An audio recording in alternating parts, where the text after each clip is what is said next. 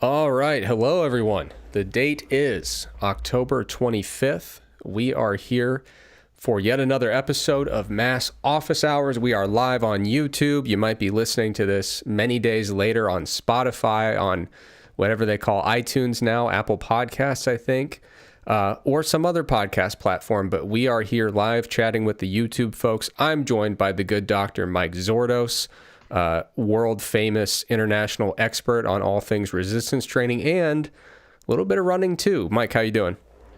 I'm doing great. I would prefer if you said world famous Instagram star.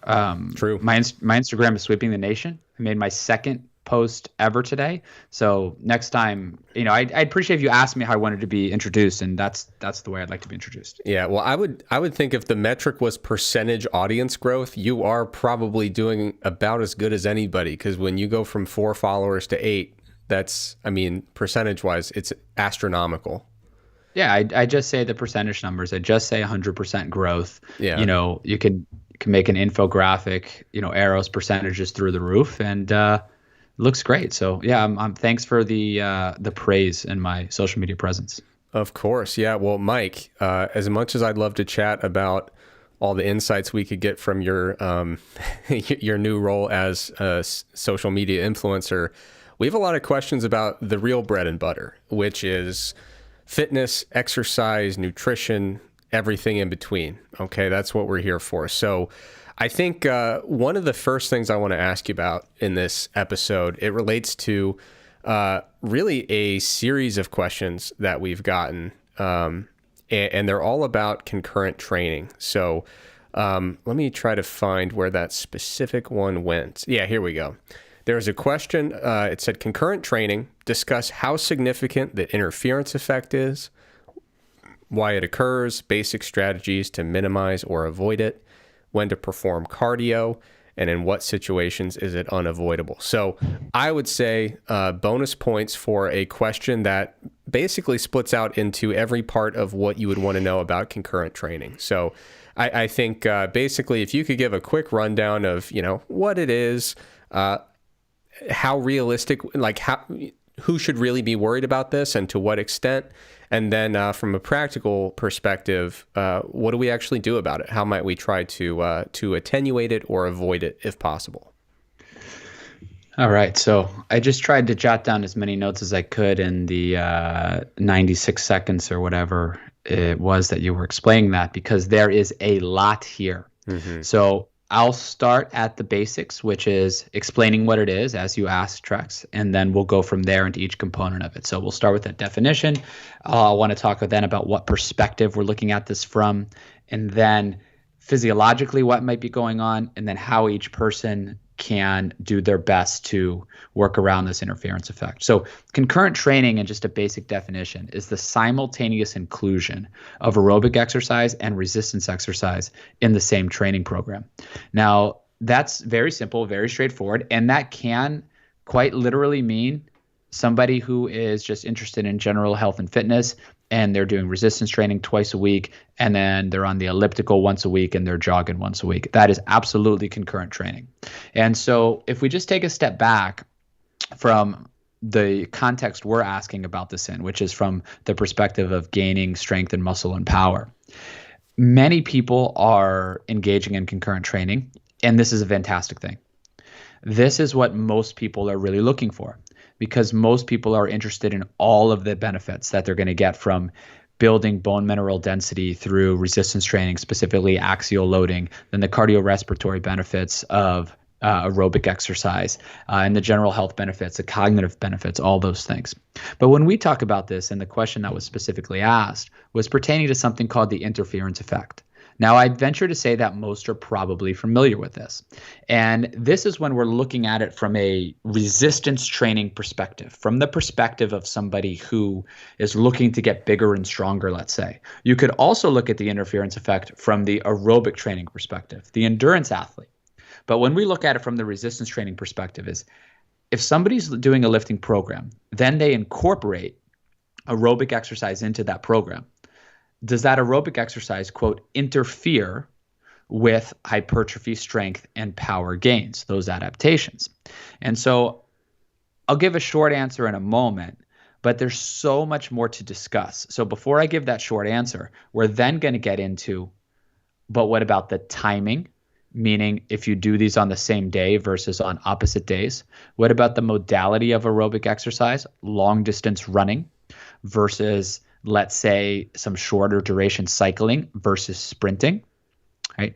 What about somebody who is just looking to do aerobic exercise, maybe for fat loss or for physique perspective, as opposed to somebody who's doing a lot of really long distance running, who's interested in performance in that aerobic exercise? So there's a lot to unpack, but the short response is, in terms of does this exist, I would say that it unequivocally exists.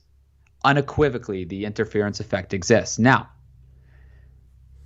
how much the interference effect comes into play is very debatable. And I would suggest that even though it exists, you could mostly or even altogether avoid it with some very simple strategies. So I think that's an important distinction. Is physiologically, does it exist? Yes, it does exist. Can you avoid it if you're a individual looking to get bigger and stronger but still want to do aerobic exercise? Yes, you can probably avoid it. It's like saying, does the acute negative effects that static stretching has on muscle stiffness exist? Yes, it does, but you have to hold the stretch for a really, really, really long time. Can you avoid the negative effects of static stretching on performance? Yeah, just hold the stretch for 10 seconds or less probably, and it's not going to be a super big deal. So yes, it exists. So let's give an example of when the interference effect can negatively affect you or can impair strength or hypertrophy.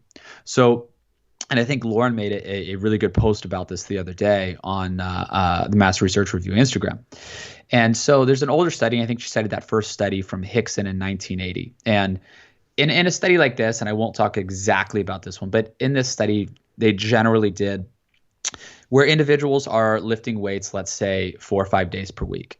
And then if you do that, that's a lot of work. Hour and a half, 2 hours each time, full body, squatting, training the lower body. Then you are incorporating in, let's say, 5 more days of running. And you're running for 30, 45 minutes, an hour at a time, running pretty intensely. And so now what happens is you're going to still get bigger. You're going to still get stronger.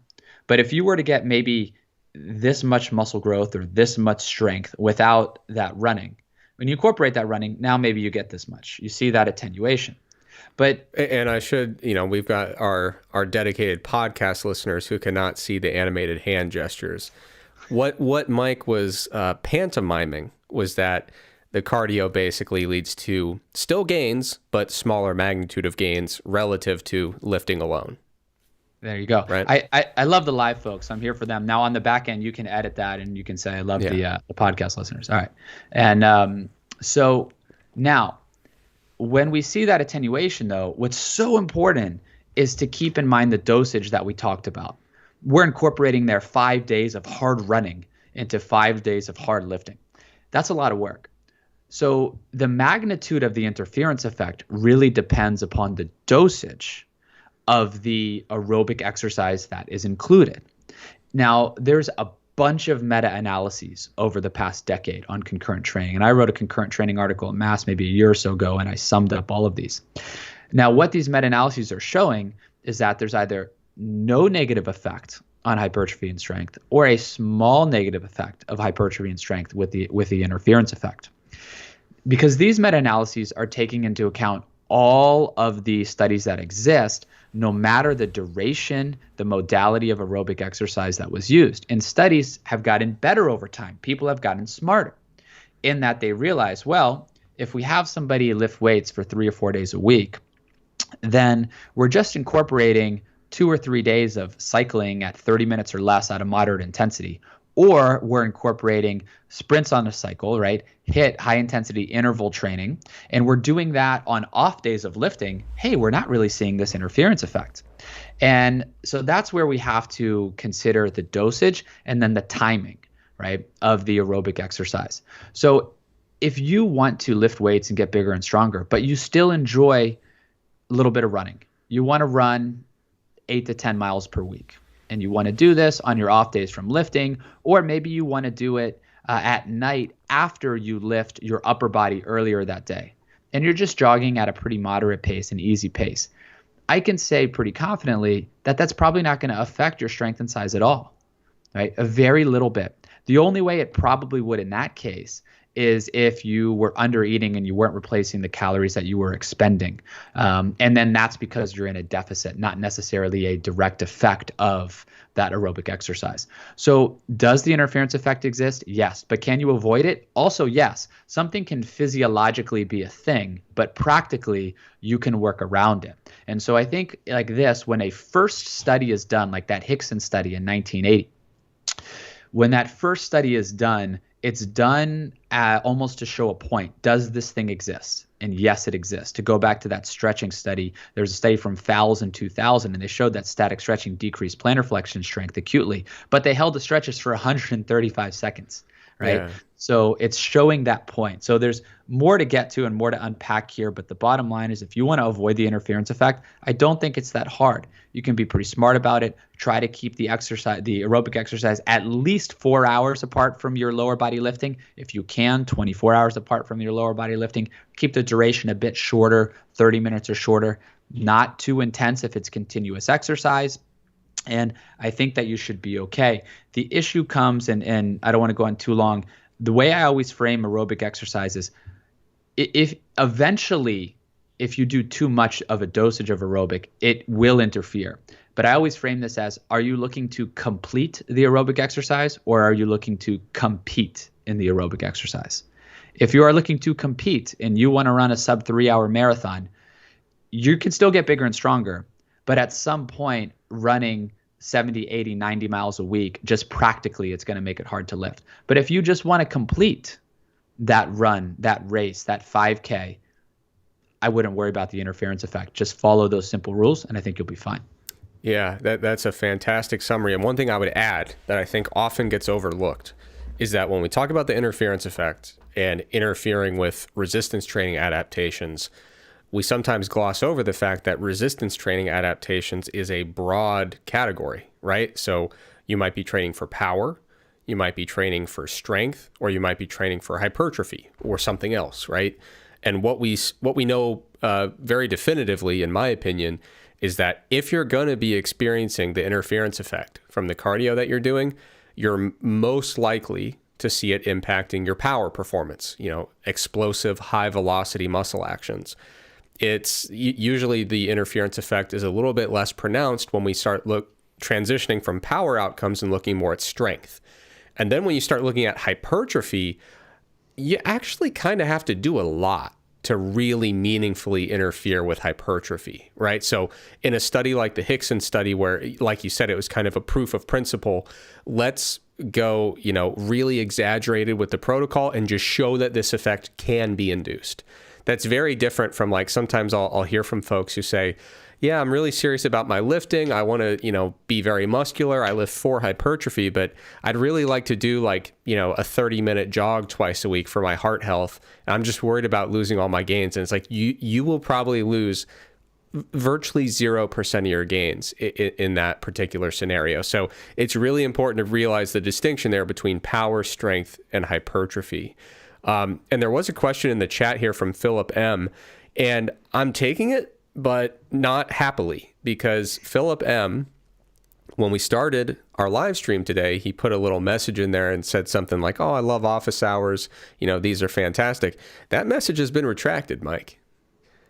I'm looking in the chat and it just says in brackets, message retracted. So Philip, I don't know what we did to you that made you change your opinion on office hours, but stick around to ask a question. So let's try to make it up to Philip. Let's win him back over, okay?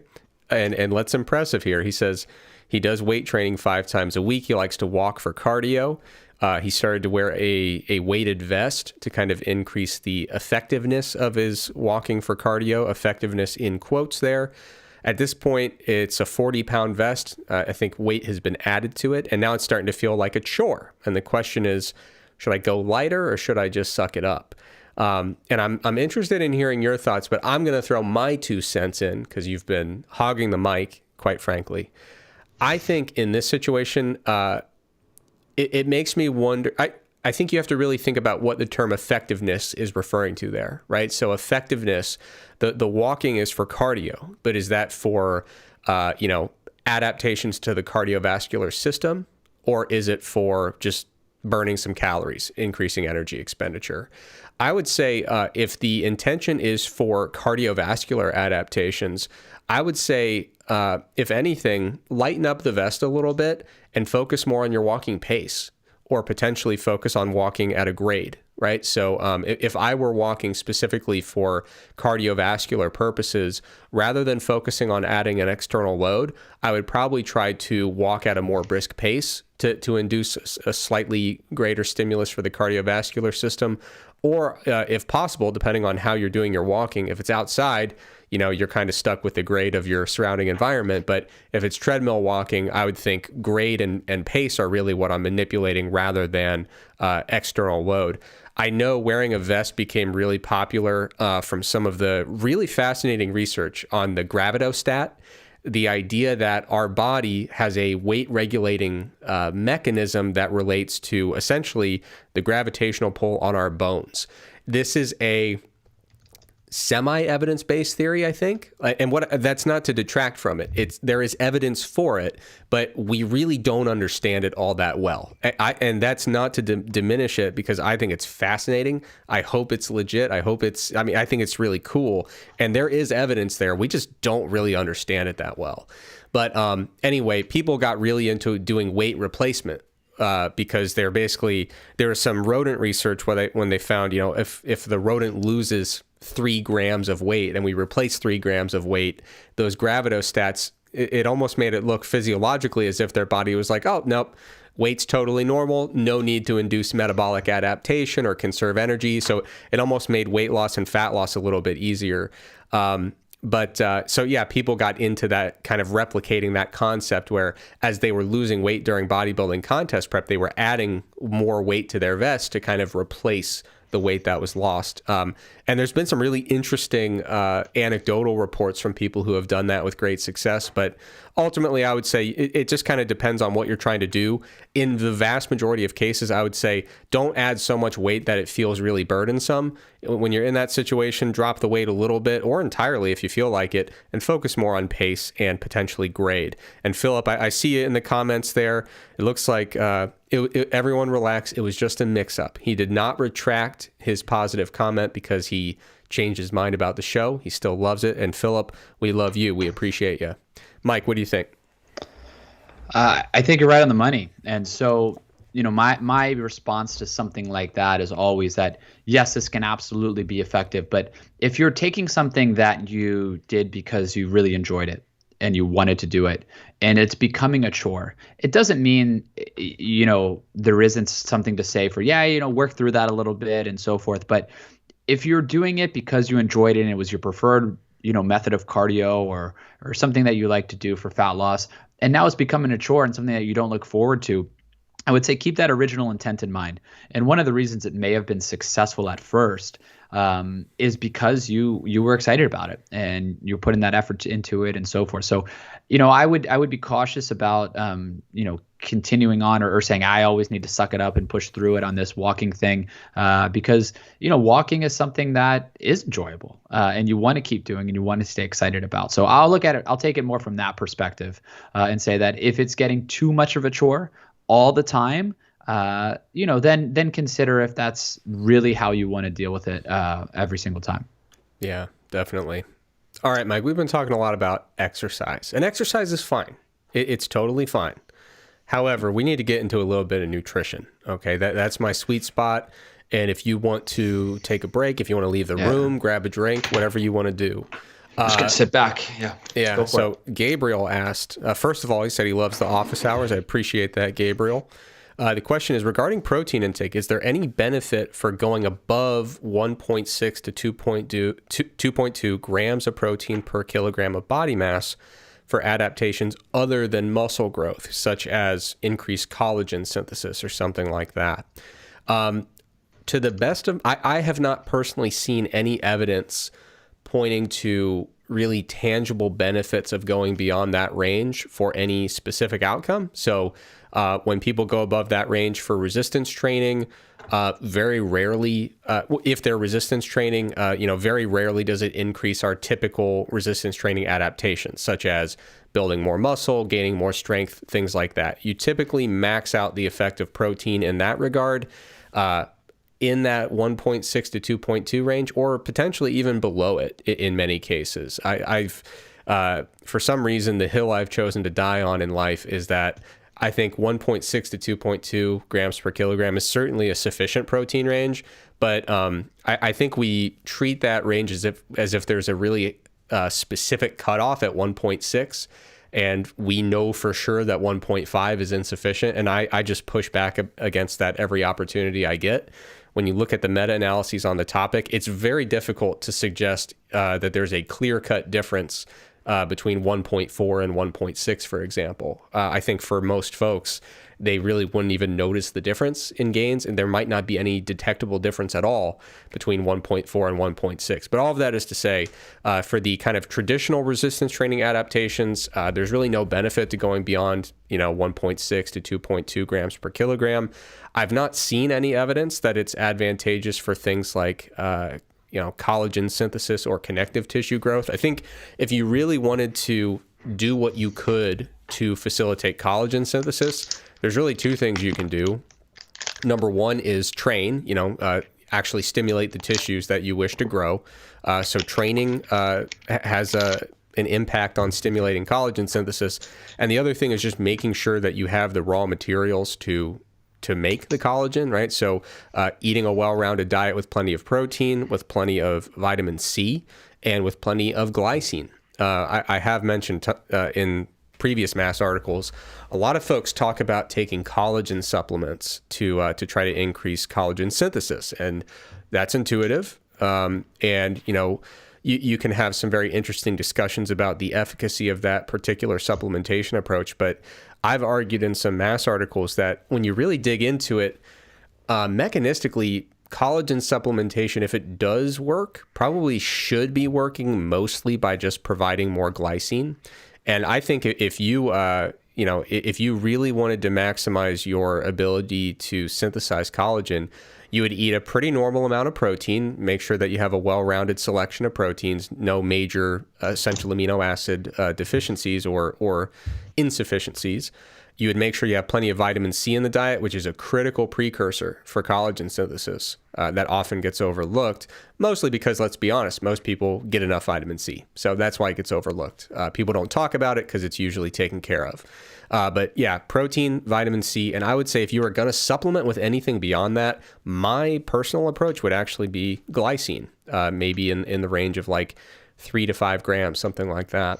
But yeah, so protein, I think the only reason that I've ever recommended going above 1.6 to 2.2, in rare cases where someone is just ravenously hungry, and I say, let's try to bump up the protein a little bit to try to offset that. And that works in the short term. It tends to work out okay.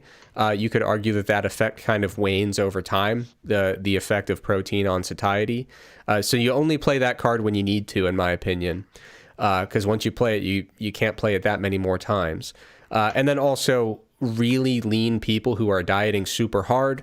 Our good friend Dr. Helms many years ago published a systematic review indicating that as best we can tell from the literature, the studies weren't really designed to test this hypothesis directly, but as best we can tell, it looks like, really lean people who are dieting really hard, their protein needs might be even a little bit higher than what we see in the typical person who's lifting. So in that case, I will sometimes go above that 1.6 to 2.2 range. All right. I had to get a little nutrition in. It's whatever. It's fine. Contractually obligated to. Now, keep it Mike, moving. I want to get to what I consider to be the highlight of this episode. I'm calling the shot. There was a study, okay? And every now and then, usually a few times a year, there's a big study and everyone starts talking about it. It's all over social media. And we were not the first to discuss it, but we wanted to make sure we took time to chew on it, read it carefully, read it thoroughly, and digested what was in it. And I'm going to give a little sneak peek. You have some content about this study coming up in the next issue of Mass, and I think it would be good to address it in office hours as well. I don't really know how to frame this question because we got a bunch of questions about this. But basically, there was a study. The amount of volume was high. I think the popular interpretation is that the study suggested that when you go from, correct me if I'm wrong, if you go from really high to super high volume, there's some added benefit there. Is that the kind of popular interpretation? That's popular interpretation I've seen. The highlight number is 52 sets per week for quads, and is 52 sets per week needed. So I would frame this question, or the collection of questions, if we collate them all, as what do we think of the new high volume study? Or do we think that really, really high volumes are necessary to maximize muscle growth? That's how I would probably frame what's out there. You think that's fair? I think so. And I'm interested to hear what you have to say. All right. So, yeah, this study is very timely. So I know some of these dates because I just took a look at this. And it was published ahead of print on September 26th. And I think it came out on PubMed on October 12th or 13th, something along those lines. And so, we really worked hard to get this into the November issue of Mass. Typically, for everybody out there, when we start getting our articles, it's a little bit earlier for that because we need enough lead time to be able to write for an issue. And so we have all of our articles done maybe mid-month, around, let's say, the 15th of a month for our issue that comes out on the 1st, and we're revising and so forth. And so when this one came out, I had already picked my articles. I was already writing. I was in the groove. But then we saw this title, and we got a question about it in the Facebook page. And wrote a response to it along with some other individuals. And it's like, we got to get this in there. So I made a video that is called Really High Volumes Revisited. And this study makes up a component of that video. And so it's coming out on November 1st. But this study specifically from Enes et al., Enes or Enes et al., E-N-E-S, not sure how to pronounce it. Effects of different weekly set progressions on muscular adaptations in trained males. Is there a dose response effect? Now, the highlight was that there's a group that did 22 sets per week for quads, 42 sets per week for quads, and 52 sets per week for quads. So 22, 42, and 52. They trained it was a 16-week study, but they trained for 12 weeks. I'll get back to that in just a moment. 22, 42, and 52. There were no significant group by time interactions, but the authors presented confidence interval data that seemed to lean in favor of the higher volume groups, the 42 and 52 versus the 22, and everything seemed to scale with volume. So I'm pantomiming again for those listening as a podcast, but it seemed to scale with volume, and that the more volume tended to lead to more quad growth, even though there was no statistically significant difference in the gains between groups. But it's not that simple, in my opinion. I'm going to start with my overarching conclusion. Then I want to work our way back through the methods more and talk about it. My overarching conclusion is that I don't think we should use this study to unequivocally say, hey, more volume all the way up to this point is going to optimize muscle growth on the group level. We need that. I don't think this is strong enough evidence to show that. Now let's work back, talk more about the methods of the study, because I think those methods have gotten lost, and I think that's very important. And you know how I know they've gotten lost, Trex? Do you know how I know? How? It's because of my international social media presence that I'm out there these days. Mm-hmm. I'm seeing what's going on the ground, and because I'm sweeping the nation, I get all of it in real time. I didn't used to. I used to have to ask, hey, what's going on out there? Trex, Helms, Lauren. But now I know. Yeah, you've got your ear to the ground. You've got your finger on the pulse. That's all the metaphors I know for that particular scenario. Yeah, that says it pretty well. And so being out there, I feel the nuances of the methodology have been lost. So overall, this was a 16-week study. They trained in the main training program for 12 weeks. Again, 22, 42, and 52. The 42 and 52 sets per week group did not start at 42 and 52 sets. They progressed to 42 and 52 sets. Everybody started at 22 sets. Mm-hmm. It was only in the last week or two of the study when they were doing that, right? So they did not start there. In the first 4 weeks of this study, weeks 1 and 2, the authors did a nice job. They had all subjects reduce their habitual training volume by 40% in week 1, and then reduce it by another 40% in week 2. They called that the washout period. So that period was essentially there to normalize everybody to where they were. So if you think about that in research and you have everybody coming in at all of these different volumes and somebody's doing 45 sets per week, and then they start doing 22 sets per week, and maybe they lose muscle, maybe they just maintain muscle, they don't grow at all. It would be erroneous to say that 22 sets isn't enough to grow at all in the group level. In reality, these people cut their training volume a ton. And so perhaps they just didn't grow for that. So those first 2 weeks, they cut their volume a lot to normalize, to wash out. Then in the familiarization period, weeks 3 and 4, subjects added 4 sets from weeks 1 to 2. So a little bit more. Then in the next 12 weeks, individuals trained twice per week. They had a 6 to 8 rep day, an 8 to 10 rep day, and they trained the squat, leg press, and leg extension to a 2 RIR in each of these sessions at a different number of sets per week. All started at 22. The 42 and 52 gradually added sets to build up to that in the final week. Now, if you notice, I said they trained the squat, leg press, and leg extension, meaning these were all direct sets. There weren't any indirect sets. They were all direct sets on the quads. And so over time, again, no statistically significant differences between groups. When we looked at cross-sectional area, muscle thickness of the vastus lateralis, also different regions, proximal, middle, and distal. The confidence intervals seem to lean in favor. And if you do look at the confidence intervals in this study, and if you are in mass, you'll see specifically, I put these out there, made some nice tables with them on November 1st. They do tend to favor the higher volumes. But again, it's not statistically significant difference. The other point to bring up is the individual rate of response here. And this is such a huge thing in resistance training that to me is just at the forefront of new research these days, which is why is there such an individual response and what is accounting for this individual response? So if you look at the data in this study, the individual that had the largest decrease in vastus lateralis cross-sectional area was also in that 52 set per week group. So while the confidence intervals did favor the higher volume, there was an individual, and we're talking about 10 subjects in the 22 set per week group, 10 in the 42, and 11 in the 52. So 1 out of those 11 saw almost a 4% decrease in cross-sectional area. Now, that's just one person, right? On average, the confidence intervals did favor the 52 set per week group, but there were some variation in each of the groups up and down. It's nothing that you could say overwhelmingly everybody's going to respond better to this. We're looking at things on a group level. We're not looking at any significant by time interactions. I don't think we should take this and say unequivocally working up to 50 sets per week is what is needed. I think it can work. I think it can work for some people. And I wouldn't argue that it does tend to lean in that direction.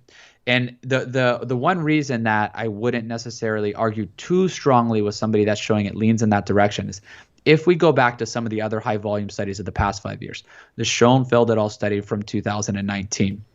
Then we have another study from Brigato, which came out, I think in 2019, but was only published in print in 2022. These studies worked up to in the high 30s or in the mid 40s for sets per week. The Schoenfeld study counting indirect sets as well. Both of those studies also tended to show that things scaled with volume. The Schoenfeld study didn't use null hypothesis testing, so it wasn't a significant difference or not, but did show that things scaled with more volume. The Brigato study also showed that, but of all the muscles they examined, there was only one significant difference in favor of higher volume. And so in the highest volume there was 32 sets. So across the literature, I would say that there's a lack of significant difference when we look at all these studies across the board. But things do tend to lean in that direction. And I think it's probably because there's an individual rate of response that is keeping it from really being that statistically significant, especially at that high volume. So I want you to jump in here, Trex. So it's my second time tonight hogging the mic. But for me, I would say that this isn't evidence to say you should do this and do this all the time.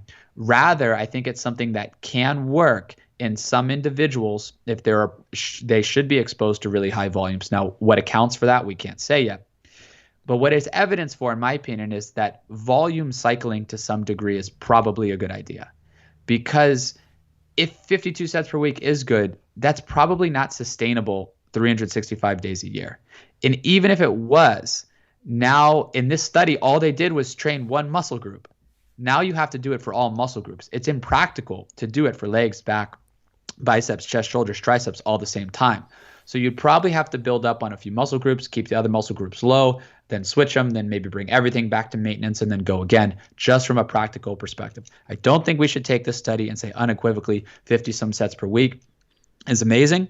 I think we should take it and say there's individual variation. This can be good for some. I'm going to stop now because I'm losing my voice. I had my first 7-year-old soccer practice last night, and I was yelling and screaming at those kids for an hour straight, so I can barely talk. Well, you sip on some warm tea, put a little bit of honey in there, and, Helms being considerably older than us, I'm sure he has some great tea recommendations for winding down, but I'll jump in here, and I would just kind of echo your interpretation. I would also add a few kind of practical points. So I think you're correct. You could, if you want, try to scale volume up like crazy, but when you scale volume up for one thing, you usually have to scale volume down for another thing, or you're just going to be stuck in the gym forever. So like back in the day when it was fashionable, I would do Smolov, that program for squat, and I would do Smolov Junior for bench sometimes. And if you're not familiar, if you didn't lift in 2012, and then basically you would do like Smolov Junior, I think you would do 5 or 6 sets of bench on Monday, and then come in for Wednesday, you do 6 or 7, and then you do 8 on Friday, and then 10. I think you did 10 triples on Saturday. And so, I mean, you were doing just a ton of sets, and you were ramping up the load every week. And so, every now and then I would go in and do, a round of Smolov for bench press. And when I was doing that, I'd have to scale down a bunch of my other upper body work because you only have so much time and you only have so much work you can really put in the gym. You can't just infinitely scale all elements of your training program. So, I was doing a ton of set volume, and it was always at the expense of other things. So you'd have to very judiciously determine, when do I really want to push my bench press or my squat and do this type of programming, and what am I going to sacrifice in the meantime, right? And so that's one practical point. Another thing that I think is worth considering is when you think about dramatically scaling up volume like this. And I'm a what I would call a recovering volume addict in terms of my training preferences, or just a volume addict. I don't know if I actually have really shaken it, but I think you have to very seriously consider what is the benefit and what is the cost of this dramatic upward trajectory in volume. And to not get a statistically significant or practically significant advantage when you're doubling your time in the gym. You said it was the lowest volume was 22 and the highest was 52. Is that right? That's correct. 22 direct sets per week for quads. And scaling that up to 52, so more than doubling your volume, and saying, I think if you squint and look at it the right way, maybe there was a slight advantage. That's a big cost for a marginally, maybe not distinguishable advantage. Right. So they ended up doing 18 sets of squats, 18 sets of leg press, and 16 sets of leg extension. And so the one thing, I'll keep this quick, but that Trex said, that's a lot of cost. And so the terminology I've been kind of adapting lately, it'll probably catch on just like my Instagram. But when you consider something like this, I always try to say now, think of the downstream effects. So what do I mean by that? The downstream effects of doing this is, well, the extra time it simply takes to complete that workout. Do you have it? The acute fatigue, the session RPE that might increase, the maybe lack of enjoyment after a while with this, maybe leading to lower adherence over the long term, perhaps an overuse injury. I can't say any of those things for sure. And those things are going to vary from person to person. But if you're a coach and you're utilizing this, you're always keeping tabs on those things. So those are what I'd call the downstream effects. Nothing comes without a cost, right? Nothing comes without a cost. So I think that's a really, really good point. And just because something works, even I think is a negligible benefit, as Eric said, but even if it did work in that short term, looking at a study that does one mesocycle of training is not what we say. So all the time, right? Yeah, you need to do this all perpetuity. The time. Yeah, right. The first mesocycle you scale from 22 to 52. Second mesocycle, you go 52 to 105, then you go 105 to 155, and you just go from there, right? Right. Use your Smoloff example, right? So, and I remember Smoloff by heart because I was victim to this, right? Yeah. So Smoloff Jr., as you said, is 6x6 at 70% Monday, 7x5 at 75% Wednesday, 8x4 at 80% Friday, and 10x3 at 85% on Saturday. Smoloff, the real deal, which most people did for squat, which I did for squat. The base mesocycle? The base mesocycle. I made it through the intense and I crushed that thing. Wow. I know. Thank you. 4x9 at 70% on Monday, 4x7 at 75% on Wednesday, 7x5 at 80% on Friday, and 10x3 at 85% on Saturday. And so what happened is, like we said, just in perpetuity. What would happen at this time, this miraculous time in lifting, which was 2012, where my squat numbers were considered non-terrible, not good, but non-terrible. You'd run this base mesocycle, you'd get this 20 kilogram increase, you'd be on top of the world. So what do? Let's run it again. Run it back. Right? Yeah. I did that. Let's go. Of course. Of course. Yeah. Of course we did that. And let's run it again and see how that goes. And it doesn't go.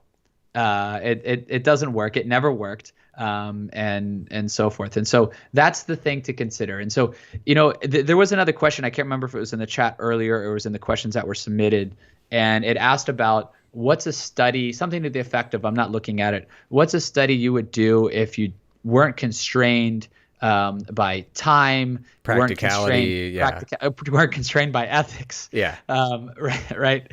And, the first thing that comes to mind is just, and weren't constrained by, I forget the terminology, but being miserable, like you're just like your well-being of being in the lab so much.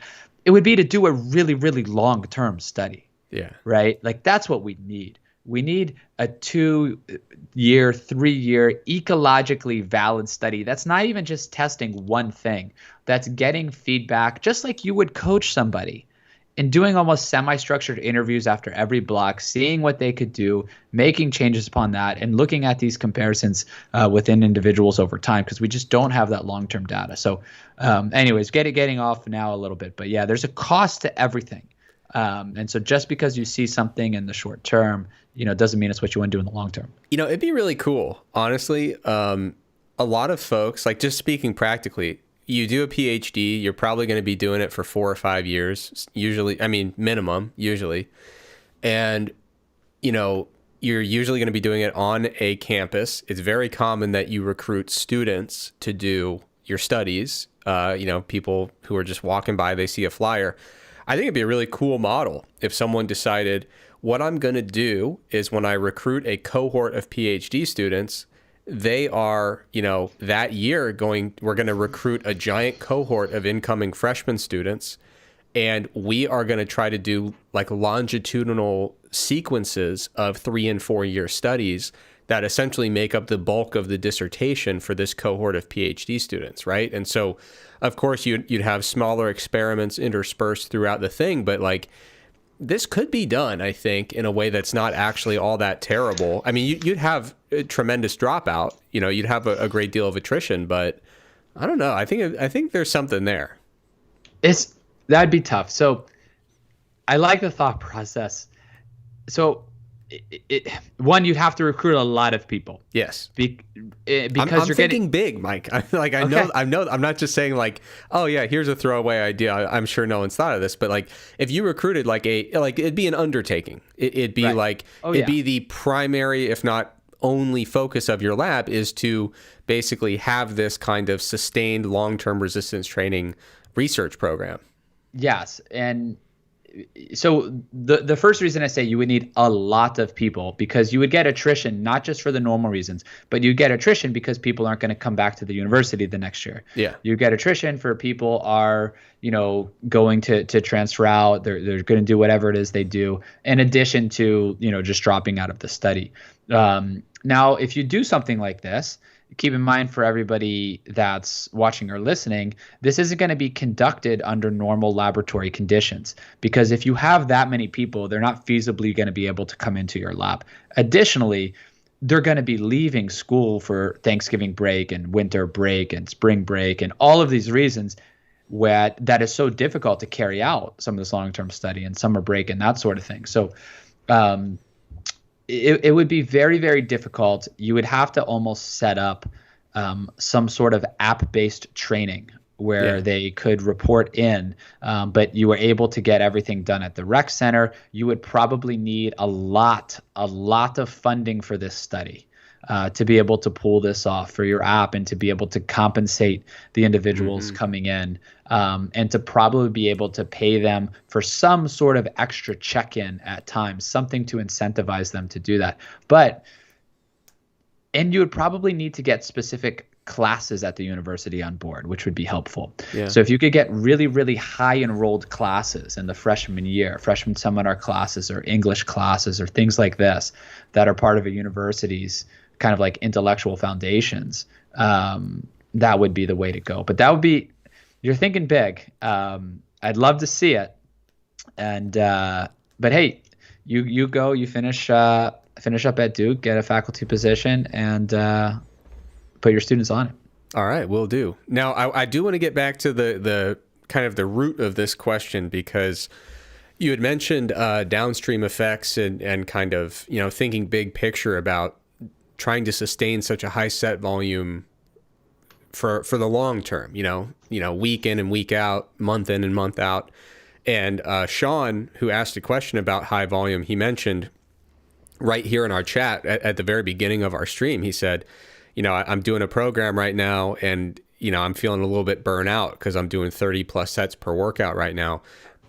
And that's like a pretty direct manifestation of kind of what we're talking about, which is that in many cases, a lot of folks have to really pick and choose when they're going to do these high volume pushes in their programming. And it usually does take the form, like you said, of some deal of kind of cyclical modulation of training volume, cycling volume up and then back down and building back up from there. So a lot of times people look at these workouts and they think they can translate the final week of training straight into their program and just do that, in perpetuity. And in this case, that'd probably be very, very hard to sustain and probably not very advisable. But on the topic of things that are advisable, Sean had a question in here in the chat. What are your thoughts about progressing set number and RPE throughout a mesocycle? And so if we're not going to be doing these really dramatic jumps in set volume, as like we saw in the study that we just chatted about, what do we actually do? And I think there's a lot of very defensible ways to kind of approach progression throughout a mesocycle, but I'd certainly be happy to share something that's worked very well for me, both with my own training and with clients in the past. I don't like to make really big changes in set volume within a mesocycle. And the reason is, when you start changing set volume and you start making like pretty substantial changes, you are really dramatically altering the physiological demands of that program. Like, it's hard to make very subtle changes in set volume, in my opinion, when you compare it to the other types of levers that you can pull when it comes to programming someone's training. There are much more, subtle things that you can do to induce some degree of progression or manipulate some degree of progressive overload within a training program. So what I usually find is that the set volume that's appropriate for an individual relative to their goal, it's usually not that different at the end of a mesocycle as it was at the beginning, right? I mean, usually when I'm putting together a program for an individual, knowing their training status, their background, their goals, how they respond to certain programs, usually their set volume, I have a pretty good idea of what's appropriate for them and what they can handle in this mesocycle. And for that reason, I don't usually change it very much throughout a mesocycle, but I do change some things. What I usually do when we talk about within mesocycle is I like to focus on proximity to failure. And Mike, this is not the time for us to get in that age-old argument. I know that you have radical views on proximity to failure, But and we're going to talk about them very shortly. That's why I threw this in here as a segue. But what I like to do is at the beginning of a mesocycle, for our big compound lifts, our big heavy lifts like our bench press, our deadlift, our squat variations, things like that, I usually start with proximity to failure being the target will be probably in the 4-ish range. So 4 repetitions in reserve, usually at the beginning of a mesocycle, sometimes 3 or 4, depending on the lift and the circumstances. Sometimes you kind of change things around because you've got the one person who always underestimates their reps in reserve and the other person who always overestimates. And you kind of have to, individualize that and kind of nudge things a little. But anyway, I usually start around 4 repetitions in reserve. And then as a mesocycle progresses, we go down to 3, we go down to 2. And sometimes when we're really pushing it, we might be down to 1. And of course, there's going to be times when you pick your spots and you actually are pushing things to an RIR of 0. But that's not something you're pulling out of the bag super frequently for something like a deadlift or a squat in training. At least not for people who are not like, competitive powerlifters who are in the most intense training period of their life. And even then, I think you want to use that 0 RIR pretty sparingly in the vast majority of cases. So that's what I do for the big compound lifts. For the accessory stuff, the stuff that's just hard to mess up, bicep curls, tricep extensions, lateral raises, maybe I do a little bit of progression. Maybe we start at 1 to 2 RIR, and then at the end, last week, I just say, screw it, zero it out, because let's be honest, what's the difference in terms of your ability to recover, and what's the overall cumulative load of you doing lateral raises with 2 reps in reserve versus 1? It just doesn't really matter all that much. So I really focus on adjusting proximity to failure, and specifically with regards to the big, heavy compound lifts. What about you, Mike? Yeah. So the one thing that I noted, and I can't speak to the specific program that Sean is on, but you talked about progressing sets and RPE. So doing more sets and doing them closer to failure. So if you're progressing them at the same time, I don't know if I would advise that, because now you're progressing 2 different things. That's a lot more demands, as Trex said. It's a lot more of a stimulus. If you're used to doing, 3 sets of 8 reps to a 7 or 8 RPE, so 2 or 3 RIR, and then all of a sudden the next week it's 4 sets to a 0 to 1 RIR, a 9 to 10 RP. That's a huge difference. That's a lot more of a deal than just progressing from 3 sets of 8 at a 2 RIR to 4 sets of 8 at a 2 RIR. So what I would probably do, if you wanted to take that approach, is go from, let's say, 3 sets of 8 at a 2 RIR to then 4 sets of 8 at a 2 RIR to then 4 sets of 8 at a 1 to 2 RIR or something like that. One thing that I would do in this case is I don't know if I would have pre-programmed progression of sets and RIR or RPE. I would want to see how that individual is doing, right? I would say, are they making progress? If they're making progress, I'm probably going to leave it alone. As Trex said too, it's okay in the last week or so of the training block. All right, if we want to do a little bit more, but also, are we talking about progressing a set and the RIR on every single exercise every day for that week? Or are we saying, hey, we've got our main lifts and all of our resistance movements, and on that last set of squats at the end of the week, so that one set, that's where we're going to do that progression. That's fine, not a big deal, right? Also, if we were to do something like, either go to failure or we were to increase that RPE, we would be able to have quantifiable data from that week compared to the last week and say, hey, we got 10 reps at this load as opposed to 9 reps on this load. Or I did, 100 kilos for 10 reps at a 1 RIR versus last week I did 95 kilos. So I think that's good in that you can have something quantifiable and people like that. But I think that's an important distinction. Are you making that set progression and that RPE progression on every exercise every week? That's a lot, right? Yeah. I don't think I would advise that. But if you want to do that on an exercise or two, one day out of the week, I think that's probably fine.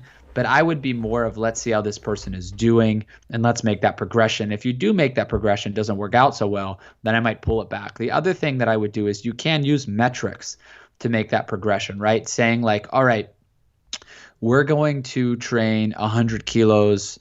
I think this is something that this person can squat for 12 reps. I'm going to have them do it for 8 reps. So that's a 4 RIR.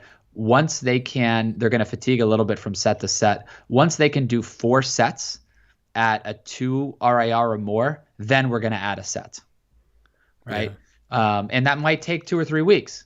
But at that point, you can be reasonably sure that they've made the adaptation already where they can now then handle that load. And that's probably how I would progress sets rather than pre-planning that and also increasing RP at the same time. Yeah. Now, I want to hear your thoughts. We've had people asking, since we're on the topic of proximity to failure, about a recent meta-analysis that you were involved with related to the topic.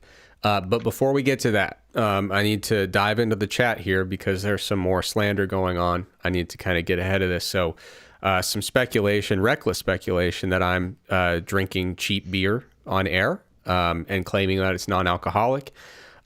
People think I'm lying when I talk about my beverage, so I'll just leave it a mystery, but this is not an alcoholic beverage. I will keep it in the mystery sleeve that keeps it cool and comfortable to carry. So shame on you for the speculation in the chat. Someone noted that our page currently has 666 subscribers, and they discussed some of the, I guess, demonic connotations of that number.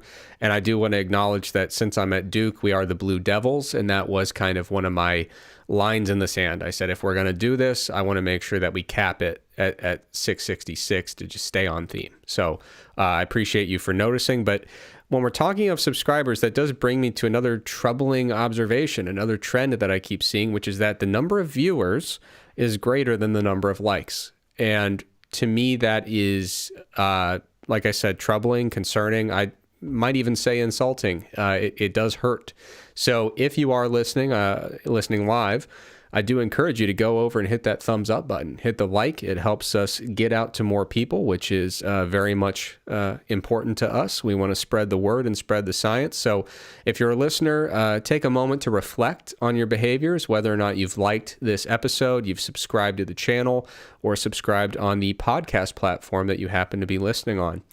All right, with that out of the way, Mike, let's dive in. Robinson et al., a meta-analysis looking at proximity to failure, and the outcome of interest, was it hypertrophy, strength, or both? It was both. It was both. Okay, so anytime a meta-analysis comes out on this topic, it generates a lot of discussion. And I was on a meta-analysis on this topic that came out in pretty similar time frame. And people thought there was going to be an all-out civil war within the mass crew because Helms and I were on one, you were on another. Was Helms on that one too? Helms was not on this one, but one of his students was. Okay, but the sides were picked, and it was the lead author on the one you were on, Martin, who did a phenomenal job. Yeah, was also on ours and did a phenomenal job helping this one. Yeah, and so I don't know what he's going to do. He's going to have to pick a side. Yeah, it's tough, but basically they both came out around the same time. And the thing about meta-analyses, meta-regressions, is that the devil is in the details, right? And the interpretation is very specific to the methods that were implemented. So we don't have to necessarily compare the two of them, but the Robinson meta-analysis, we got a question from a listener about it, and who better to tell us about it? Well, maybe Zach, but we don't have Zach, so let's have you tell us about it. Sounds good. Yeah, the one thing that was interesting to me, because I wasn't expecting a comparison between the two metas, is that they genuinely answered different questions. Mm-hmm. They did not answer the same question. The one meta-analysis or series of meta-regressions included almost double the number of studies that the other meta-analysis included, and that's not better or worse. It's because it was answering a different question. So it's not surprising they got different results. And I can say that both of these were very, very, very well done.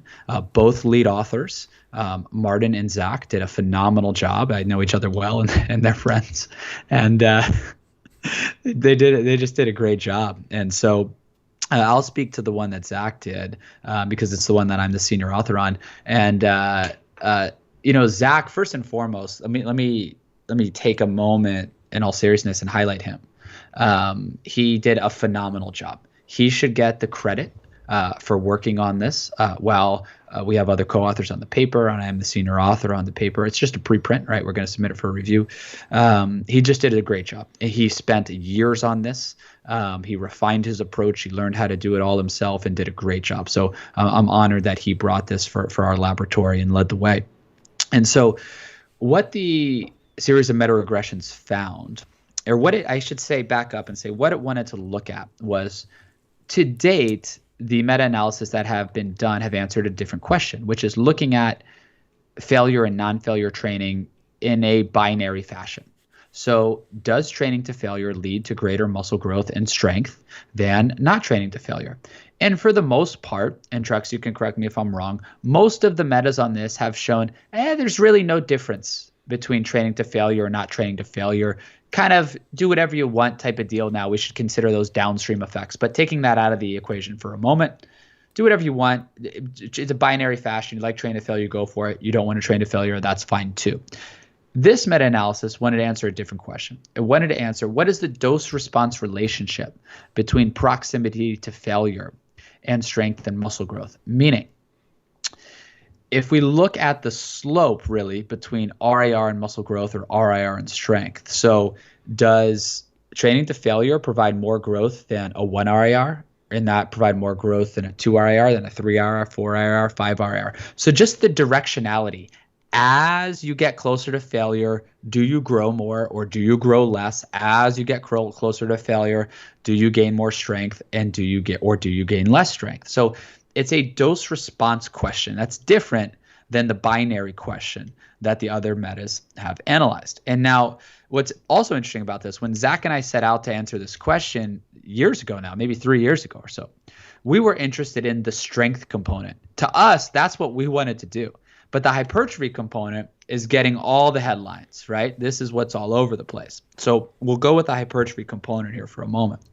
So if you look at the take-home figure in the meta-regression, this tends to show that yes, you do gain more muscle as you get closer to failure. And there's a pretty clear trend showing, as you get closer to failure, a 3 RIR is better than a 4, a 2 is better than a 3, a 1 is better than a 2, 0 is better than a 1, and actually failing does actually seem to be the best, right? And there's different definitions of failure, momentary and volitional, and we can get into all that. But in general, as you get closer to failure, you tend to gain more muscle. Now, as Trex alluded to earlier, I've had some radical views, people would say in the past, on proximity to failure. And I've written about proximity to failure in mass a lot, and I was under the opinion that, hey, if there's no difference between training to failure and not training to failure, the question then becomes, how far can you train from failure and maximize muscle growth? Because if I can train at a 4 or 5 RIR and I can maximize growth compared to training at failure, then I might want to do that. I might be a little bit more fresh, and maybe I can add another set, maybe do a little bit more volume and grow more. So at first I was a little taken back. Zach ran the analysis and showed me the results, and I was just like, no way, man. You're telling me that, I was way off base on this? And he was, he said, I'm not telling you you're off base, but I am telling you that these are the results. And so I took a look, and those are indeed the findings. Now, I don't think we were that off base, though, in some of my past remarks.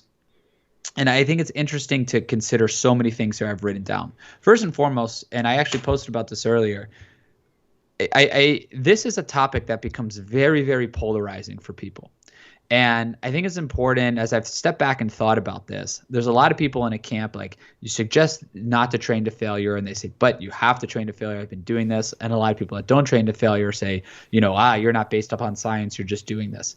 In reality, if you think anecdotally, a lot of people that have trained to failure have seen really good results. And a lot of people that haven't trained to failure have seen really good results. And so I think people are drawing on those experiences and saying, hey, don't attack my side of this because I've been doing really, really well. And I think those are both warranted because you can grow from both of these training modalities. You can grow from training to failure or not training to failure. Now, let's go for a second based upon the premise that training to failure is a little bit better for muscle growth. I'm not 100% sure that it is, but let's go upon that premise, and the directionality is there in the meta regression. Let's now understand that this is when set volume is equated, right? So that's a big component here of the meta-analysis, right? We're talking about when volume is equated. So if training to failure gets a little bit more growth on a per set basis, now let's consider some of those other downstream effects. How difficult is this? How fatiguing is this? Is somebody really going to adhere to training all the time? And that sort of thing. So then let's step back and say, all right, if 3 sets to failure, I'm doing the pantomime again, I know Trex. If 3 sets to failure gets you this much growth, right? And then 3 sets to a 1 RIR gets you this much growth. I'm slightly putting my less. There you go. I'll let you do the narration of this.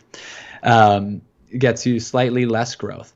The question then is, how many more sets are needed to compensate for leaving 1 rep in reserve, right? So is it 1 more set? What's the slope between number of sets and RIR? For every RIR you drop, do you need 1 more set? For every RIR you drop, do you need a half a set? Is that a linear relationship? Is it a non-linear relationship? Does it exist at all, right? Do you need to add 5 sets for every RIR? That I don't know, but that's a question that I think we haven't been able to answer from this. So if somebody looks at this and says, hey, training to failure is better, I say, in what context, right? In the exact parameters that we examined it in this study under certain situations, maybe. Also, that relationship really only existed with these moderate loads. Once you get up over 80% of 1RM or so forth, 85% of 1RM, it didn't seem to be as big of a deal. So it's very important to consider these things. Then we go practically. We have to consider the exercise that's being trained. While exercise may have not been a moderator here, training squats to failure every single session all the time is a lot different than training biceps curls to failure. If you want to train curls to failure, it's probably not that big of a deal. If you want to train squats to failure all the time, that might be something that's a little bit too taxing. Maybe your technique breaks down. If you're going to absolute momentary muscular failure, you open yourself up to injury and so forth. So there's so many other things to consider on a practical, actual recommendation perspective. Our job in the meta-analysis is to only figure out what the data say. This is what the data say when you pull them and you run these meta-regressions, and here's what we're seeing. But that doesn't always match up with exactly what we would recommend under all possible circumstances at all times. The one other thing that I think is interesting from the meta-analysis is I've heard people say as well, like, you can't grow from training at a 5 RIR or a 6 RIR or 7 RIR. And I would say that you unequivocally can grow. Is it going to be optimal? That I can't say based upon our meta regression. No, it's not. But you can grow. If you look at that, there is still substantial growth at these proximities to failure that are farther away.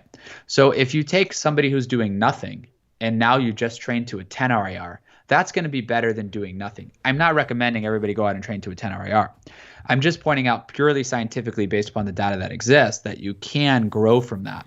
But then we see that relationship go up. For strength, it's a different story. For strength, that relationship didn't exist, and I would suggest that you'd probably want to stay a bit shy of failure for strength. Also for strength, it matters why the RIR is low. If the RIR is low or you're at failure just because you're doing a bunch of reps at 70% of 1RM, probably not the best way to go for strength. But if your RIR is at 0 or 1 because you're training at 90% of 1RM, well, it's going to be at 0 or 1 once you do 1 or 2 reps at 90% of 1RM.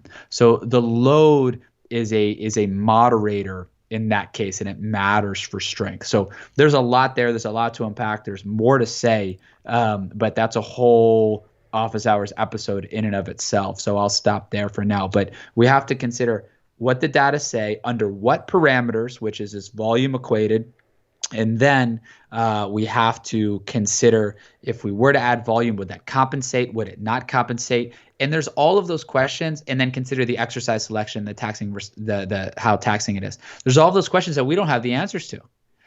So I can't say that. And if you're training to failure or training not to failure, and you're making really, really good progress with it, should you change either one of those? No, I'd leave it alone. Right. They're both appropriate, and they can both be appropriate. And I don't think this changes that or takes away that. Also, the last thing, and because Zach does a great job of this all the time, so I'm going to do my best Zach impression, except that I'm a Michigan fan and he's an Ohio State fan. You're a Michigan fan, and I'm just hearing this. Well, when I was a kid, I grew up, and 1989, 1990, the Fab Five. And that was the time. They were the coolest guys in the world. And so I started watching them on TV right then. And I've enjoyed these last 2 years of letting Zach know that Michigan's on top now. And so other than that. And now, do you know all their signals, or is it just the coaching staff? So I was do you like send Zach videos of you doing the audible signals that Michigan illegally stole? Yeah, so I go around. What I do is, so I'm coaching a 7-year-old soccer league here. So I buy tickets to all the other 7-year-old leagues with my cell phone, and I have a crew. So I give them to all the kids on the team: Zach, Liam, Jack. I say, all right, fellas, go out. Yep. I want you to sit there. You're going to be unassuming. You're going to take this video, report back. It's actually, I was listening to the Rich Eisen show earlier today. Rich Eisen went to Michigan, the sportscaster, and he was talking about this. And that's a topic for another day. But I'll take that 49-0 win over Michigan State. But the backstory, because I know a huge percentage of our listeners do not care about American football, and specifically college football. There's a cheating scandal that's currently unfolding, a potential alleged cheating scandal. Allegedly. Yeah, and certainly Michigan and Ohio State fans are keenly interested in the results of that investigation. But, Mike, you were going to give a Zach impression before I derailed you. Yeah. And as he always likes to point out, and rightfully so, because he was very cautious in the way he wrote this, is that we should be very careful not to say that this RAR is where you need to train to maximize muscle growth or get over a certain threshold for muscle growth. It's the meta regression is only showing the directionality. That's all it does. Yeah. It shows the directionality. And if you read the full text, which it's long, I got to give Zach so much credit, because I always teach my students to be very cautious in the way you write, to not overstate your position, to understand that you could be wrong, and that you're only looking at this. A meta-regression or meta-analysis is only as good as the studies that it includes. And so there's a lot of good studies out there, but more data might come out and studies are conducted differently. And we run this again in 10 years with all this other data, and we find something different. And that's how science goes. So anyways, a lot to say there, but hopefully that was helpful. Yeah, absolutely. And like you mentioned, this is a topic that it just gets so, the reactions are visceral. They are intense. I one time on the Mass account made a post about proximity to failure, and it was a fate worse than death. I wouldn't wish it upon anybody. The resulting conversation was lively. But I think what's going on there, if I had to guess, is that a lot of folks, the way they feel about this debate, should you train to failure or should you not train to failure, specifically for hypertrophy? A lot of folks, that I think indirectly gets at a pretty big part of their training identity, where like the people who do the low volume, high intensity training, they're like, there's a few folks who teach these particular ways to do it, and they're fully bought in and they love it and they get great progress. And so once they do that, they say like, why would you do any other approach? Like, I'm only doing this small number of sets, I'm in and out of the gym, etc. And then the folks who feel differently and say, well, look at all these volume meta-analyses. Like, clearly volume is what's up. And if I can leave a few reps in the tank, I can do more volume efficiently, and, and so on and so forth. And so a lot of folks say, as an evidence-based lifter, I feel very strongly about this trade-off between intensity and volume, and I err on the side of higher volume and leaving some reps in the tank. And I think once you kind of plant a flag on either side of the debate, or even appear to plant a flag, even if you don't mean to or intend to, usually you get a pretty active discussion that follows. And ultimately, I facetiously acted like it was terrible, but those discussions are good. And I think they can be really productive. And ultimately, at the end of the day, what you find is there are many reasons or many different ways to train effectively, right? And so I think the easiest way to look at it is look at the highest level of any sport related to lifting. And you say, okay, is there an absolutely huge person who trains this way and an absolutely huge person that trains that way?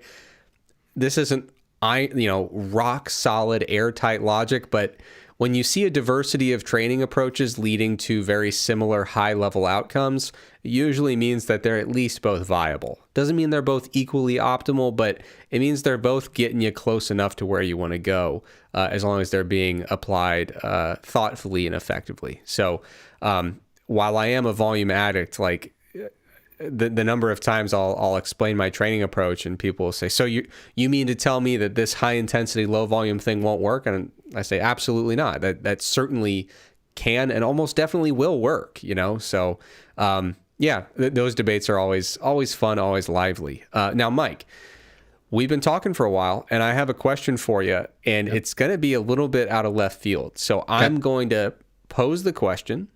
I'm going to answer it and then I'll give you some time to gather your thoughts. I think this is a really nice one to end on here. All right. So we've got a question from Floral Frey in the live chat. And if you're listening on podcast or you're catching the YouTube after we record, being in the live chat, of course, we love that you're enjoying it in whatever way works for you. But being in the live chat, there's just nothing like it, Mike. You can't replace being here in the moment and experiencing this with the group.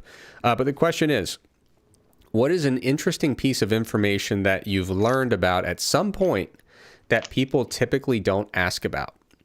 And I would say there's two different things. And one of them, I think I briefly mentioned in a previous office hours episode. I'm one of those folks, like, whenever someone asks me a question like this, I go to like something that happened in the last couple weeks. Like, I don't have this like long-term memory of revelations that are just kind of stored away in a bank that I can go retrieve. But one of the things that I think people don't ask about enough is, what can we do with rodent research and what can we not do with rodent research? I think a lot of times people will on the surface say, well, it's not a human, but it is a mammal, right? So whatever we're seeing there should probably kind of make sense for humans. I think what's really interesting, and I get more of this the more that I interact with folks in my new department. Like, I'm in evolutionary anthropology now, and there are a lot of folks who do comparative physiology and look at different animal models. And then our building is literally the biological sciences building. I mean, we share it with the biology department. And so you see a lot of folks using a diverse set of animal models for their research. And it's not just enough to say, hey, there's a difference between non-human animals and humans, but you actually have to dig in and look at the nuances of what makes this species different from that species and also different from humans. And so it's just really fascinating the more that you learn about how odd it is, the way that we've come to do rodent research. And so, for example, there was I attended a really wonderful seminar lecture a couple weeks ago from someone who did a lot of rodent research, and he was talking about a particular situation where a drug had been approved based on a bunch of rodent trials. They had gone through every step you should go through in terms of getting a drug approved, but they released it out into, they started doing an actual human trial with it. It was working its way up. I shouldn't say it got approved. It worked its way up and was finally okayed for a human trial because all the rodent trials look great. And they had serious adverse events like multiple organ failure, people that were in like intensive care. I mean, traumatically just absolutely devastating responses to this drug intervention. And the first thought was, what the heck happened? Like we did every safety protocol. We did it on cell cultures. We did it on rodents. It looked fine all across the board. And then they replicated the study in rodents, but instead of using, lab rodents, they got wild rodents like that had like actually not been genetically bred to live in a lab their entire life. And what they found was catastrophic results in the wild rodents as well. And essentially what they found was that the laboratory setting and the genetic lines that go into breeding mice for research had created this version of mouse that doesn't even generalize to real mouse. It was like they have, completely distorted characteristics in terms of their immune defenses, their microbiome, their environment.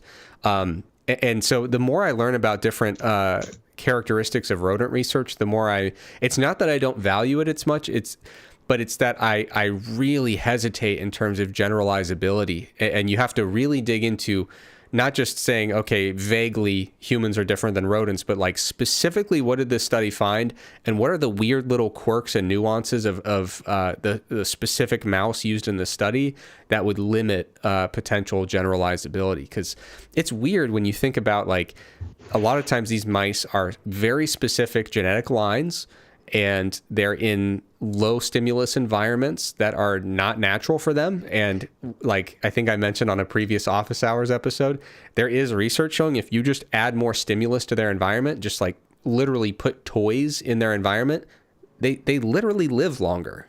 You don't really think about the environmental setting and how it might impact the outcomes of these studies, but like you literally change the lifespan of a mouse by not putting toys in the cage where it's living.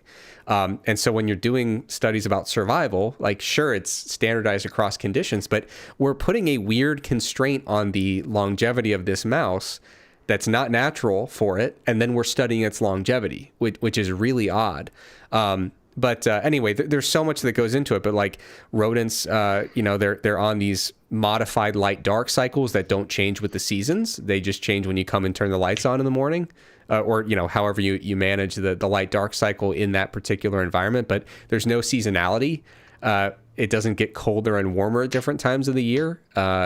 There's so many different things about their environment that just no one ever asks about them and no one ever talks about them.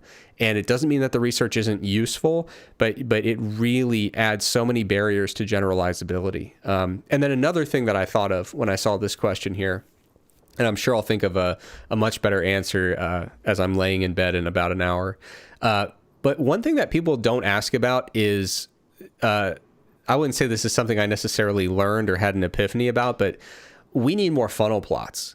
No one asks about the funnel plot. It always drives me insane when I'm looking at a meta-analysis and I see that the funnel plot is either non-existent or it's like hidden in a supplementary file that I have to jump through a bunch of hoops to go download.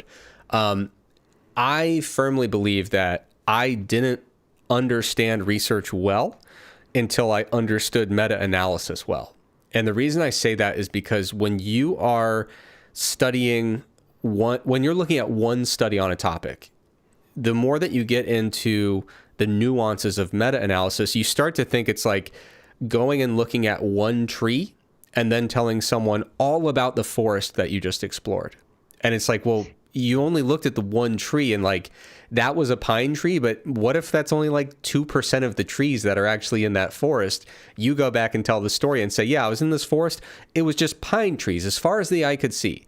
And it's like you're just looking at this one little snapshot of a much broader picture when you isolate a single study. So I feel like you don't really gain a full understanding of a body of literature until you can zoom out and look at the totality of this literature. And I think a funnel plot is a really beautiful way to get an understanding of, how much precision do we have with our effect estimate? Like how confident are we of the effect estimate, the overall effect size that we have kind of found ourselves leaning toward? And, what are the characteristics of this body of literature? Do we expect that there's small study effects or small sample effects or publication bias being the most notable? I think when you start understanding what a funnel plot tells you, it's like whenever you read a meta-analysis, it's the first thing you want to look at. And I think not enough folks embrace that particular approach or mindset. And I also think along those lines, I kind of alluded to this, but a lot of folks want to know with an intervention, one of two questions. You know, when you're first getting into this stuff, a lot of times you want to know, does this thing work or not? Right? And so that's like the most basic element of information about some strategy, treatment, intervention, etc. Does it work or not? The second layer, when you start getting into more nuances, not just does it work, but what is the magnitude of effect? Like, what is the effect size here? Not just does it work, but to what extent and to what magnitude does it work? And I think the third level is the one that a lot of folks don't really get to, or it takes a while to get to that third level, which is where you say, I want to know if it works, and I want to know the effect size. I want to know the magnitude to which it works, but I also want to know the precision of our estimate. So if you're telling me it's an effect size of 0.3, does the confidence interval, span from essentially 0 to 0.6, or is it from, 0.2 to 0.4? Like to how much confidence do we actually have in the effect estimate that we're getting? With what level of precision are we estimating it? I think that's kind of the next level of nuance that hopefully people will start kind of gravitating toward, because it helps you make better decisions about what interventions are worthwhile and which ones might not necessarily be worth your time, right? So a meta-analysis with a very precise effect estimate of 0.3 tells me a lot more than a meta-analysis with a very imprecise effect estimate of 0.3. And I would use that information in a very different way. I shouldn't say it tells me more. It tells me a different story. And that means I would use those pieces of information differently when it comes to actual practical application. All right, Mike, have I given you enough time to think of an interesting thing that you've learned at some point?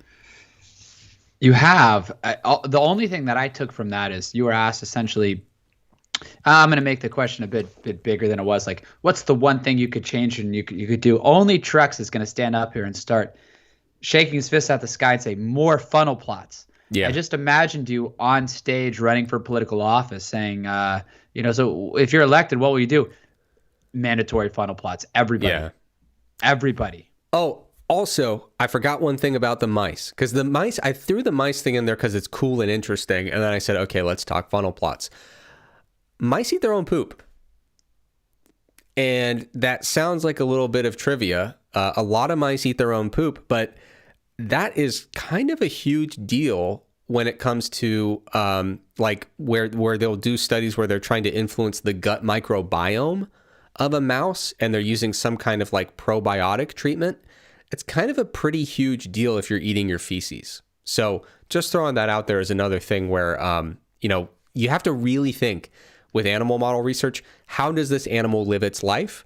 How is that altered in the setting of laboratory conditions? And therefore, what actual conclusions can I reach? Because I hate to brag, but I don't eat my own poop. So my response to that probiotic might be different from that of a mouse who does. That was an excellent addition at the end there. Yeah. And so this really is a great question. I'll keep mine short. And so there's two things here. One, I've already talked about in a previous Mass Office Hours.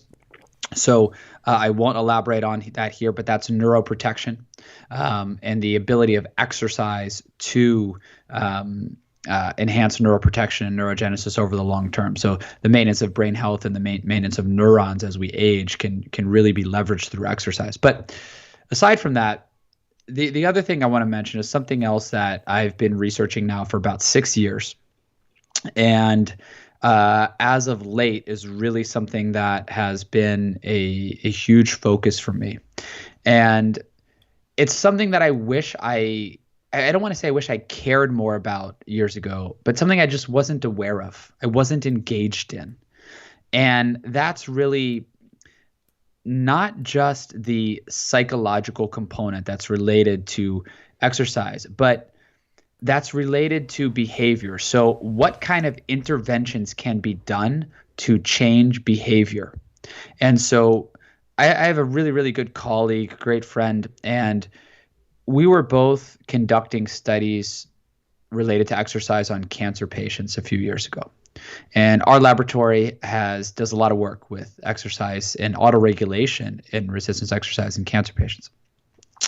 And we were taking them through an intervention. And my colleague was looking at the barriers for why breast cancer survivors and breast cancer patients wouldn't exercise. What are these reasons? What are these barriers that you have to not going to the gym? Is it the perception? Is it the cost? Is it you have low self-efficacy? You just can't feel that you can do it. And he said to me that, Mike, that intervention is great, but if you can't even get them there in the first place, then optimizing this program, if you will, it doesn't really matter. We have to get them there.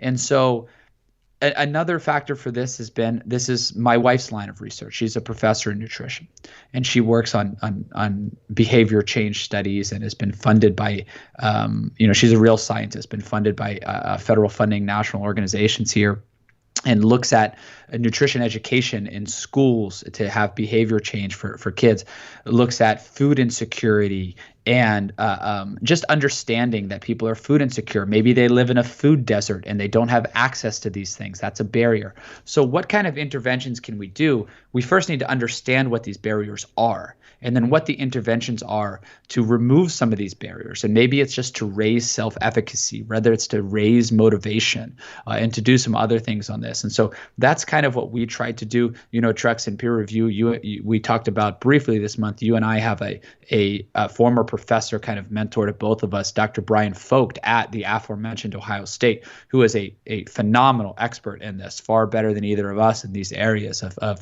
behavior change. And so for me, that's something that doesn't get talked about enough, and that it's not enough to say, hey, let's go and do this thing. And what has to be done is to understand these theories of behavior change, whether it's health belief model or whatever it might be, to allow people to make these long-lasting and sustainable changes. And that's across exercise, that's across nutrition, that's across so many different things. These theories exist, and that's something that doesn't get talked about enough, that our laboratory has tried to get into. And I would like to see a lot more people in our space talk about it as well. Yeah, it's huge. And it's actually an area that I'm hoping to get into myself at my new role at Duke. I'm collaborating with some folks who are experts in qualitative research, and they have done some work related to barriers to health-related behaviors. And it's something that I'd be really interested to dig into is trying to branch out. And all the work I've done in my research career has been quantitative in nature, but I think there's so much you can learn when you sit down with a participant in a more open-ended conversation and say, so this intervention didn't go the way that we expected.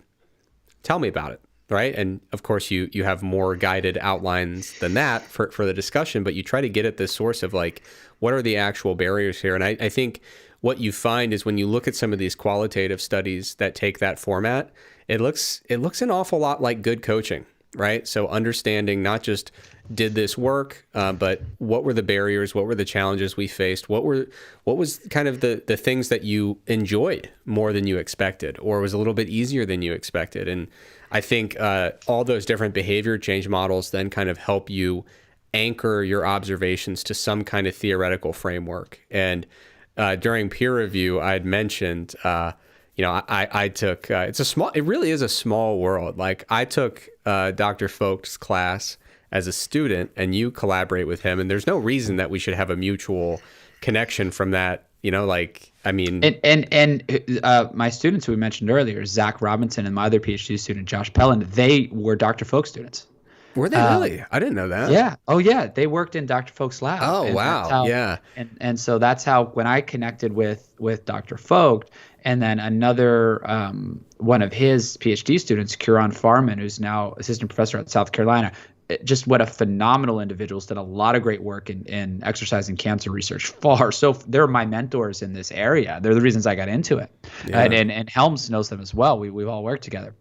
And that's how I got to connect with Zach and Josh, and they came down here. So he's just the greatest guy. And Dr. Folk has competed in bodybuilding show. Oh yeah, yeah, Multiple definitely. bodybuilding shows. Yeah. Well, yeah, that's what I was going to say though. Is like nowadays, especially in my mass riding, I find myself leaning so much on all these different behavior change models and theories. And when I was taking Dr. Folk's class, I really didn't understand at the time how important the information was. I paid attention. I did well in the class. I was a respectful student and everything. I wasn't like sleeping in class or ditching the class, but I didn't really fully appreciate how important and how useful those things were. And yeah, I look back at it and kind of have a retrospective, much higher level of appreciation for that course. And when I was actually living it in the moment, I would look forward to that course just because we would chat about bodybuilding stuff before or after the lecture. Like I'd ask him a few questions about. He did powerlifting as well. Yeah, I think he was like a pretty good powerlifter back in the day. And he may still be. I don't know. I haven't kept tabs on his lifting progress, but either way, wonderful guy, excellent researcher, and an odd connection that we really shouldn't have, because I just took his class in Ohio. I moved to North Carolina. I guess you guys connected, and then I connected with you, completely unrelated. But anyway, yeah, like you were saying, learning how to help people change their behaviors is the art of coaching. It truly is. It's not necessarily creating the most incredible spreadsheet you could ever imagine. Yeah, definitely, man. It's pretty cool. And for the questioner here, Floral Frey, who just responded there in the chat, thank you for praising our answers. But it was a fantastic question, and as Trex said, an absolutely perfect one to end on. So we're really, really glad that was helpful for you, and a great way to finish up here. So thanks for the fantastic question. Yeah, and I will say, just as a general note, really lovely chat this evening. A lot of great questions, a lot of great responses in there. Viewer numbers are going up. Congratulations to everyone for getting in on the ground floor as this rocket ship goes to the moon. You guys are all the original supporters, and we'll have to make you t-shirts or something. But anyway, thanks so much for joining us. If you haven't already, be sure to like, rate, subscribe. Leave a review, preferably a good one. If you're going to leave a bad one, maybe skip the review for now. As always, we're here live on YouTube. You can catch it later on YouTube. We leave it up, or you can catch the show on Spotify, Apple Podcasts, all that different stuff. If you want to submit a question for a future show, the link is in the description of this video. You can submit. That link is open 24/7, or the best way to submit a question is stop on in. Join us live for an episode of Office Hours. Now, big announcement. This upcoming week, which I believe is November 1st. Is that right, Mike? That is correct. So Wednesday, November 1st, we are actually going to have a rare non-live episode. But you should still tune in Wednesday evening to catch it, because at some point on Tuesday afternoon, evening-ish, I'm going to upload a video that is going to be absolutely fantastic. The reason we're doing this is because our cover story for the upcoming issue of the Mass Research Review is a wonderful interview between Lauren and Eric Helms. So it's a fantastic interview. We wanted to make it available to everybody, not just our subscribers. It is our cover story. And so since it's our extra special cover story, we want to make that available. We're going to put it up here on YouTube, and then we'll be back to live episodes 1 week after that. So we would only put this up if we thought you were going to love it. And so it'll be on YouTube, and it'll be out on the podcast platforms as well. So stay tuned for that, coming in 1 week. Then the week after that, right back here live as always. Once again, thank you so much for joining us. We hope you have a fantastic week, and we'll be back very soon.